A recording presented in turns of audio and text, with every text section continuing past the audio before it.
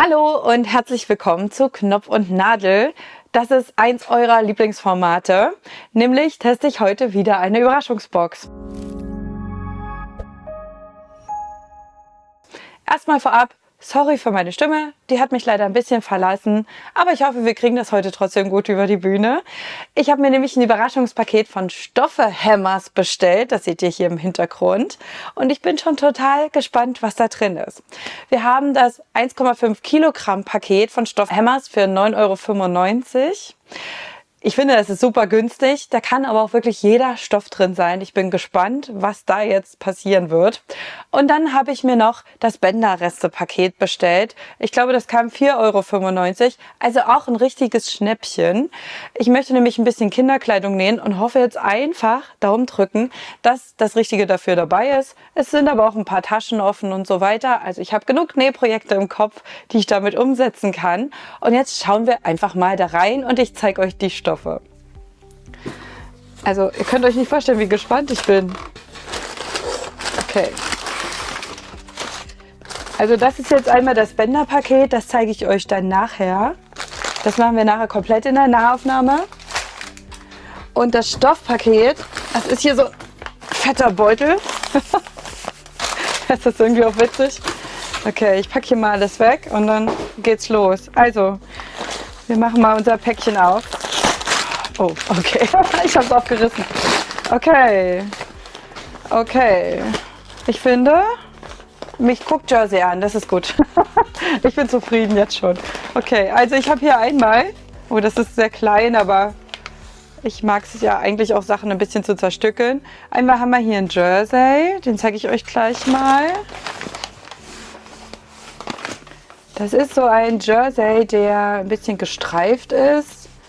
Die Breite, naja, geht so noch, ne, um vielleicht ein T-Shirt oder so oder ein Shirt rauszukriegen. Für eine Hose wird es in der Länge nicht reichen. Es sei denn, man näht mit Teilung. Schauen wir uns mal das nächste Stück an. Okay, das nächste. Oh, das ist ganz klein.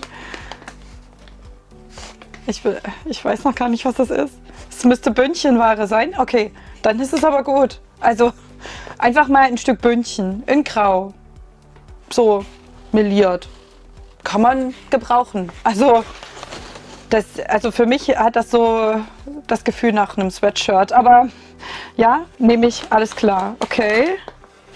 Was haben wir noch? Oh, das ist spannend. Was ist das? Ah, das ist auch Bündchen, soll auch Bündchenware sein. Das ist auch so in Schlauchform. Und auch so rot gestreift. Also ich bin ganz ehrlich, rot ist nicht meine Lieblingsfarbe. Ich mag eigentlich fast jede Farbe, aber Rot geht so. Es gibt aber Menschen, denen steht Rot unglaublich gut.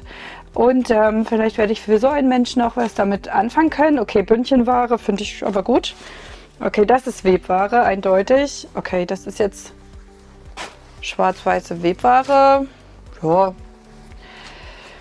Kann man benutzen, sage ich mal. Also ich habe zum Beispiel einen Tonbeutel zu nähen auf meiner Liste und ich könnte mir vorstellen, dass man den daraus gut zaubern könnte, oder?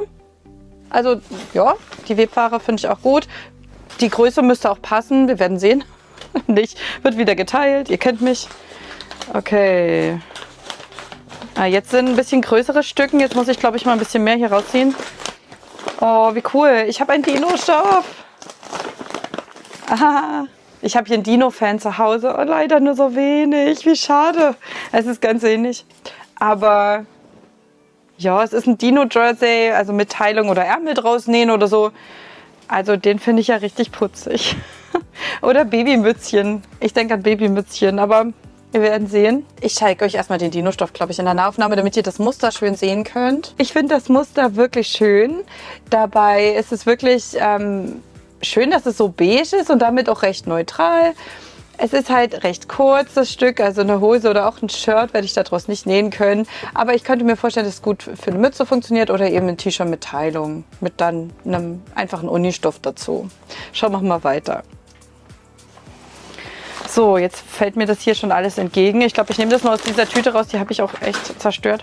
Ja, das wirkt wie so ein beiger Leinenstoff. Okay, sowas habe ich wirklich noch nie gehabt. Was ist das? Das ist hier irgendwie zusammengenäht. Leute, was ist das? Was passiert? Okay, das ist irgendwie, also das scheint wirklich ein Rest zu sein oder keine Ahnung. Also das ist irgendwie ein Leinstoff. Ich zeig's euch nah. Das ist so ein Leinenstoff und ja, hier sind auch Fussel dran, aber hier ist irgendwie ein Ende von diesem Stoff, aber hier ist der auch zusammengenäht. Also ich bin irgendwie verwirrt, warum der hier eine Naht hat. Sowas habe ich auch noch nicht erlebt. Ich finde ja Leinen prinzipiell cool, aber was soll das? Naja, also ich muss mir Gedanken machen zu dem Thema. Okay. Muslin, dunkelgrün, einfach praktisch gut. Können wir gebrauchen. Okay, dann haben wir noch, wir haben irgendwie viel Webware drin. Dann haben wir noch so eine grüne Uni-Webware, auch ein eher kleines Stück. Blümchen-Webware, lila. Ja, das Muster ist ein eher feines Muster, aber eigentlich auch ganz schick. Seht ihr gerade, wie schön das mit dem Grün aussieht?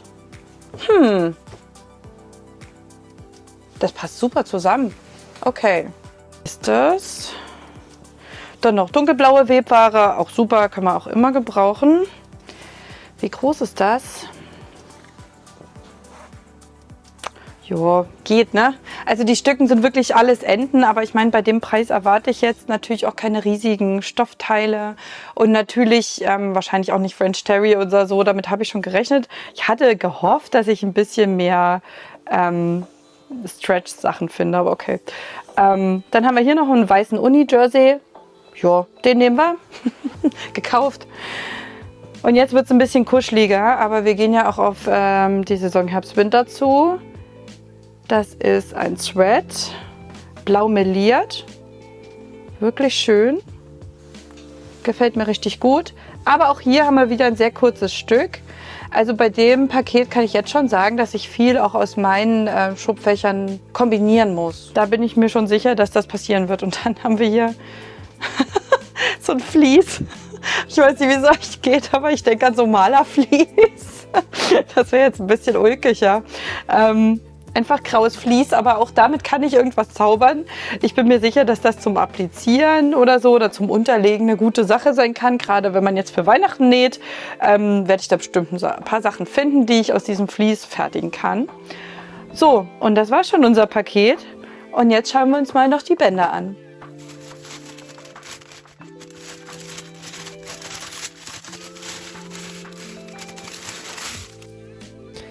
So, jetzt haben wir alles ausgepackt. Jetzt schauen wir uns das doch mal an. Also beginnen möchte ich mal mit dem größten Teil. Das ist jetzt hier so ein Lederband mit Fransen. Finde ich schwierig, weiß ich gar nicht, wie ich das bearbeiten soll. Müssen wir mal schauen. Als nächstes haben wir ein Reststück von einem Endlosreißverschluss in Schwarz. Das kann man auf jeden Fall gebrauchen. Und der Zipper ist dabei. Da freue ich mich auch, dass ein Zipper dran ist. Ich hätte jetzt noch welche gehabt, aber so ist es klasse. Den kann ich auf jeden Fall gebrauchen. Das ist schon mal ein absolutes Plus. Dann haben wir hier einen Falzgummi in rosa. Und der schimmert auch so ein bisschen. Den finde ich auch richtig niedlich. Ihr wisst, sowas benutze ich sehr gerne für T-Shirts oder für Unterwäsche. Das finde ich schon mal richtig gut. Als nächstes haben wir so ein Schrägband, das hat so eine Jeans-Optik, finde ich auch richtig spannend, habe ich so auch noch gar nicht gesehen, finde ich eigentlich echt cool. Oh ja, hier haben wir weiße Kordeln, nicht zu dünn und nicht zu dick, eigentlich perfekt, um die in eine Hose einzunähen. Dann haben wir ein bisschen Gummi, ja, gut biegbar, kann man gebrauchen, schauen wir mal, 2,5 Zentimeter. Ja, das passt perfekt für eine Leggings, würde ich sagen. Dann haben wir hier so ein, naja, sagen wir mal Vlies. Ich denke mal, das ist zum Verstärken von einem Kragen. Als nächstes haben wir hier ein Webband in Schwarz. Ja, ist ein ordentliches Stück, würde ich sagen. Ich habe letztens ein Video gesehen, dass man das auch gut für eine Nackenversäuberung nehmen kann. Okay, hier haben wir ein Klett mit drin, der hat sich mit anderen Sachen verklettet. Das finde ich gar nicht gut, sowas. Okay, das ist ein Gummi, Spitzengummi. Wahrscheinlich eher für Unterwäsche gedacht oder vielleicht für ein T-Shirt könnte ich mir vorstellen. Jetzt kommen wir erstmal zum Klett. Den habe ich jetzt erstmal schön säuberlich aufgerollt. Ich kann das nämlich überhaupt nicht leiden, wenn der irgendwo festhängt und dann noch Pilling verursacht. Dann haben wir noch Schrägband mit Pünktchen in beige. Ist auch ganz niedlich. Passt eigentlich gut zu dem Jeans-Schrägband. Vielleicht kann man es kombinieren. Dann haben wir hier noch so ein Band. Das ist so ein Satinband. Sieht irgendwie fast aus wie Geschenkband. Dann wieder mein absoluter Horror, ihr kennt's. Also ein bisschen Bommelband in Neonfarbe ist irgendwie immer dabei. Keine Ahnung warum. Dann haben wir noch richtig cooles Webband. Und schaut mal, das hat hier so eingewebt, so kleine Sprüche. Wie so, hier ist Liebe drin, von Muttern, handgemacht. Richtig toll, kann man quasi als Label benutzen. Und dann haben wir noch ein Webband, eine grüne Paspel. Und dann haben wir noch diese Spitze mit Perlen drin. Da denke ich an Taufkleidchen. Naja, sowas nähe ich eigentlich nicht. Schauen wir mal, was ich aus dem ganzen Kram jetzt machen kann.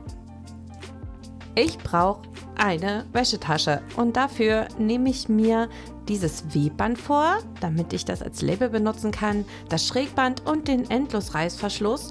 Dazu kommt dann noch der Stoff und eine Schnittanleitung von DIY Eule. Den Blogbeitrag dazu habe ich euch unten mal verlinkt. Und zwar habe ich eine Anleitung für einen Wetbag benutzt. Das ist eigentlich so ein Täschchen, wo man zum Beispiel mal ein Bikini nach dem Baden transportieren kann. Jetzt habe ich alles zugeschnitten. Ich habe das jetzt aber entschieden, dass wir das nicht als Nassversion brauchen, sondern ich nehme jetzt einfach nur diesen Stoff, denn hier soll einfach nur Wäsche transportiert werden für den Kindergarten. Und ich habe jetzt alles nach dieser Anleitung zugeschnitten und kann es jetzt einmal zusammennähen. Zum Beispiel habe ich aus diesem Schrägband eine Schlaufe genäht. Und ich habe das Schrägband auch genommen, um den Reißverschluss am Stoff zu befestigen, damit er dann auch gehalten wird. Das hat wirklich gut geklappt und gut funktioniert. Um meinen Reißverschluss anzunehmen, benutze ich natürlich auch immer mein Reißverschlussfüßchen. So eine Tasche ist wirklich schnell und einfach zusammengenäht und auch als Nähanfänger total praktisch zu nähen. Ihr habt hier immer 1 cm Nahtzugabe, näht das Ganze zusammen, wendet es und eigentlich ist es wirklich schnell fertig und man hat auch wirklich schnell ein Erfolgserlebnis. Dabei finde ich den Stoff hier von Stoffer Hemmers auch richtig gut. Ich habe hier diesen gestreiften Stoff genommen und damit habe ich jetzt ein Hängerchen und das kann man direkt im Kindergarten platzieren und da kann dann einfach mal Schmutzwäsche rein. Gar kein Problem, fertig. Ich habe noch so einen Schmutzwäschebeutel benötigt und deswegen habe ich einfach nochmal zugeschnitten mit anderen Stoffen aus dem Paket. Ihr seht hier den Muslinstoff und dieses Blümchenmuster. Den Reißverschluss habe ich selber hinzugefügt. Der hätte jetzt gefehlt, den hatte ich aber noch und habe hier auch diese Reißverschlussverlängerungen aus dem Stoff selbst genäht. Dabei habe ich noch eine Vordertasche hinzugefügt und Label, aber ich finde auch, dass diese vordere Tasche dann hier nochmal richtig cool aussieht. Ich habe jetzt schon 2 Täschchen nach der Anleitung von DIY Eule genäht und ich muss sagen, die macht richtig Spaß. Die kann ich euch auf jeden Fall empfehlen. Ihr wisst, wie gern ich im Snapply Magazin stöber und da ist mir der Kinderhoodie Matti aufgefallen. Der ist nämlich für einen Materialmix perfekt und das ist super toll, denn da konnte ich einfach diese blaue Webware für einen Hoodie benutzen. Ich habe jetzt nur noch Vlies hinzugefügt und das ist H640 gewesen. Das habe ich einmal aufgebügelt. Übrigens ist dieses Schnittmuster, wie alle, die ihr in diesem Video seht, gratis. Link wie immer unten.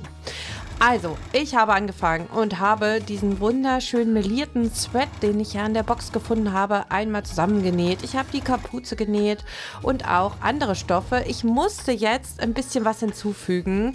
Für die Kapuze habe ich French Terry auch in dunkelblau hinzugefügt und das Coolste daran, fand ich, war einfach das Vlies zu benutzen und dann diese Webware einmal abzusteppen, vorne und hinten für den Hoodie. Und da habe ich mal verschiedene Quiltstiche ausprobiert an meiner Nähmaschine.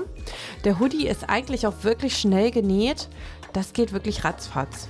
Wie gesagt, ich habe ein bisschen French Terry hinzugefügt, aber das lag daran, dass einfach ein bisschen zu wenig Thread drin war. Am Ende habe ich dann auch noch eine schöne Nackenversäuberung hinzugefügt. Wie die funktioniert, zeige ich euch oben im Video. Dieses Gratisschnittmuster muss ich dabei mal besonders hervorheben, weil es wirklich schön ist. Es hat Spaß gemacht, das zu nähen. Es sieht unglaublich gut aus und er ist auch super bequem. Dabei habe ich auch die Bündchenware aus der Box noch gut benutzen können, denn Grau ist eine Farbe, die man ja wirklich überall annähen kann. Das nächste Schnittmuster, das ich genäht habe aus der Box, ist von Knopf und Nadel. Ihr findet dieses Gratis-Schnittmuster auf meiner Homepage. Wie ich diesen Handschuh nähe, habe ich euch schon mal in einem Video gezeigt. Auch das verlinke ich euch wieder oben. Klickt einfach drauf und schaut euch mein Weihnachtsvideo an. Da seht ihr, wie man diesen Backhandschuh nähen kann. Und das Gratis-Schnittmuster findet ihr auf knopfundnadel.de. Jetzt muss aber wirklich mal der Jersey dran glauben und ich habe dafür die Beanie-Mütze von Pettidoo genäht. Dieses Gratisschnittmuster findet ihr bei pettidoo.de. Den Link findet ihr wie immer unten in der Videobeschreibung. Ich habe dann hier auch mal ein Label hinzugefügt. Nach dem Zuschnitt seht ihr schon, dass ich die Bündchenware und den Jersey benutzt habe. Für diese Mütze, da haben wir eine Wendemütze, das heißt innen und außen sind unterschiedliche Looks. Aber irgendwie denkt man ja, rosa und rot würden nicht zusammenpassen. Dem widerspreche ich vehement. Schaut mal, wie cool diese Mütze zusammen aussieht. Jetzt wird sie erstmal gewendet und wenn ich jetzt auch noch diese Wendeöffnung schließe, dann wird diese Mütze richtig süß aussehen. Also ich persönlich mag diese ungewöhnliche Mischung. Gerade bei Kindern sind doch Farben einfach beliebt. Habt ihr Lust auf ein Rätsel? Was könnte dieses Schnittmuster sein? Okay, ich gebe euch einen Tipp. Ich habe dafür Filz genommen. Okay, ihr wollt noch einen Tipp? Ich schneide jetzt zweimal zu. Dritter Tipp, es gibt links und rechts. Damit das Endergebnis nicht rutschig wird, habe ich Sockstop hinzugefügt. Ich glaube, jetzt habt ihr es erkannt, oder? Jetzt habe ich noch 2 Sohlen zugeschnitten und die bestehen aus Volumenvlies und Ruffle-Piqué. Es handelt sich dabei um ein Schnittmuster für Filzhausschuhe der Initiative Handarbeit e.V. Und zwar heißen die Helge. Den Namen finde ich schon mal richtig witzig. Die schneidet man zu und näht sie dann wirklich einfach nur mit dem Zickzackstich fest. Dabei achtet man darauf, dass ein Stich immer daneben geht, damit es außenrum versäubert wird. Diese Schuhe nähen sich wirklich schnell zusammen. Ihr näht die quasi in einem Rutsch. Ich finde, die sind auch wirklich süß geworden und das sind jetzt unsere Gästepantoffeln. Ich brauchte sowieso welche. Und glaubt mir oder nicht, ich war im Filzflow. Deswegen habe ich im Snapply-Magazin noch nach einer Flaschenhülle gesucht, die ich aus diesem Filz nähen kann. Und da gab es doch tatsächlich was Schönes, was ich im Snapply-Magazin gefunden habe. Für meine Trinkflasche gab es sogar die richtigen Maße. Ihr könnt die aber selber noch anpassen. Die Beschreibung findet ihr im Snapply-Magazin. Auch hier gibt es wieder den Link in der Videobeschreibung. Es war noch genug Filz übrig, das habe ich einmal ausprobiert und ich hatte noch so ein schönes Bügelbild übrig. Das kann man super auf Filz befestigen. Wusstet ihr das? Wichtig ist nur, ihr braucht ein bisschen länger beim Bügeln. Das Filz braucht vergleichsweise lange, wenn man es zum Beispiel mit Jersey oder mit French Terry vergleicht, bei den Bügelbildern. Aber es funktioniert. Und jetzt machen wir uns mal ans Nähen. Das Schnittmuster besteht dabei ja nur aus 2 Teilen, deswegen muss ich eigentlich nur unten einmal feststecken und dann nähe ich noch die Seite zusammen, alles mit dem Geradstich. Also ist dieses Schnittmuster auch wieder anfängerfreundlich und super einfach und auch super schnell. Also wenn ihr noch nach einem Geschenk sucht, dann könnt ihr doch einfach so eine coole Glasflasche nehmen und eine Flaschenhülle nähen. Dabei könnt ihr die ja auch noch personalisieren. Ihr könnt applizieren, ihr könnt Label aufnähen, ihr könnt wie ich ein Bügelbild benutzen. Da kann man doch so richtig coole Sachen ausprobieren und mal so richtig kreativ werden. Ich bin sehr zufrieden mit meiner Hülle. Ich habe sie jetzt schon ausprobiert und das macht jetzt meine Trinkflasche stoßfest. Jetzt habe ich immer was zu trinken dabei und werde wohl nicht so schnell dehydrieren. Ich habe eine super süße Wendepumpose bei Stick und Style gefunden.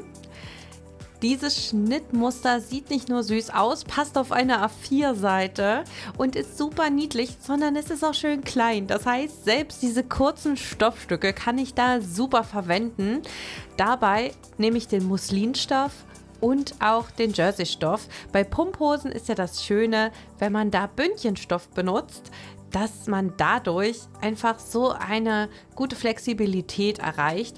dass man jeden Stoff nehmen kann. Muslin geht da richtig gut. Und da habe ich mich ans Zuschneiden gemacht. Ihr seht, ich habe hier einen eigenen Bündchen Stoff verwendet, weil die anderen Farben einfach nicht so gut dazu gepasst haben. Und wenn ich es verschenken möchte, dann will ich auch, dass es perfekt aussieht. Ich habe dann den Schnitt einmal zugeschnitten, einmal aus diesem grünen Muslin und aus diesem süßen Jersey mit den Dinosauriern. Zwischendurch ist natürlich bei meiner Overlock auch noch das Garn alle geworden. Wenn man so viel näht, dann geht das ziemlich schnell. Ich habe auch ein cooles Wendelabel entdeckt. Das habe ich hier angebracht. Dieses Label sieht man dann beidseitig auf beiden Seiten vom Bündchen am Fuß. Als ich dann die Hose fertig hatte, brauchte ich ja eigentlich nur noch die Wendeöffnung schließen. Da kann man dann auch nochmal ein Label annähen, wenn einem das gefällt. Und schaut mal, wie süß die geworden ist. Das ist jetzt die Muslinseite und hier haben wir die Dino-Seite und beide haben diesen Regenbogen am Füßchen. Ist das nicht süß? Passend dazu wollte ich dann auch noch einen Wickelbody nähen. Da habe ich einen bei Liebstes gefunden. Auch hier wieder ein Krateschnittmuster, genauso wie bei dieser Pumphose. Findet ihr wieder unten in der Videobeschreibung. Und hier hatte ich jetzt ein Problem, denn der Stoff hat nicht gereicht. Ich habe gelegt, getan, gefleht, gebettelt, gemessen, alles ausprobiert, aber es hat einfach nicht gereicht. Dieses Reststück hat nicht gereicht. Deswegen habe ich mir überlegt, das ist ja ein Wickelbody und die Innenseite von dem Wickelbody, die sieht man ja quasi kaum. Deswegen habe ich die dann aus diesem weißen Jersey, der auch in der Box dabei war, noch zugeschnitten. Und dann habe ich einfach so ein Endlosbündchen das erste Mal geschnitten. Da habe ich wieder meinen eigenen Bündchenstoff benutzt. Und das war richtig spannend. Da muss man messen, aufmalen und ganz viel schneiden. Und dann wird das Bündchen einmal rundherum am Wickelbody festgenäht. Das war mal ein Abenteuer, das habe ich so auch noch nie ausprobiert. Das Schnittmuster macht dabei wirklich einen tollen Eindruck. Ich kann es euch auf jeden Fall empfehlen. Ich habe jetzt hier noch ein paar Druckknöpfe angebracht. Da nehme ich übrigens gerne die Druckknöpfe von Prim und von Snapply. Dann habe ich noch ein Größenlabel angebracht. Das ist eins aus meiner eigenen Produktlinie. Wenn ihr das gerne kaufen wollt, gar kein Problem. Das findet ihr auf knopf-nadel.de. Link findet ihr wie immer unten. Mir ist dabei wichtig, wenn ich es verschenke, dass eben auch die Größe dabei zu sehen ist, denn das vergisst man ja gerne mal. Schaut mal, wie süß dieser Wickelbody geworden ist. Also Leute, das war echt eine Menge Arbeit. Dabei habe ich aber wirklich wunderschöne Krateschnittmuster gefunden und testen dürfen. Die findet ihr übrigens wieder unten in der Videobeschreibung. Also klickt euch durch, probiert euch durch. Ich habe jetzt diese Box quasi 4 Monate lang genäht. Ich finde, für den Preis ist das eigentlich richtig toll, was ich da alles rausbekommen habe und wie viel ich hier eigentlich noch übrig habe. Ich habe nämlich noch richtig viele Reste. Manche Stoffe habe ich gar nicht benutzt, wie diesen komischen Leinenstoff, der so zusammengenäht war. Ihr erinnert euch sicher. Also mein Fazit an der Stelle ist, ihr könnt auf jeden Fall diese Box mal kaufen. Die 10 € sind auf jeden Fall gut angelegt. Es wird mindestens 2 bis 3 Stoffe geben, die euch richtig gut gefallen. Die Qualität ist toll. Ich fand sie richtig gut. Es wird auf jeden Fall auch 2, 3 Stoffe drin geben, die ein großer Fail sein werden, die echt nicht gut sind oder die wirklich irgendwelche Reststücke sind oder so. Aber ich kann diese Box wirklich empfehlen. Bei dem Preis macht ihr nichts falsch. Übrigens habe ich schon wieder die nächste Überraschungsbox bestellt. Die müsste in den nächsten Tagen eintreffen. Das heißt, wenn ihr jetzt diesen Kanal abonniert, werdet ihr mein nächstes Video auch nicht verpassen. Und ich wünsche euch jetzt nochmal einen schönen Tag. Und ich freue mich ganz doll, wenn ihr diese Krateschnittmuster mal testet und was aus diesem Video mitnehmen könnt. Bestellt euch die Box, wenn ihr abenteuerlustig seid. Viel Spaß damit!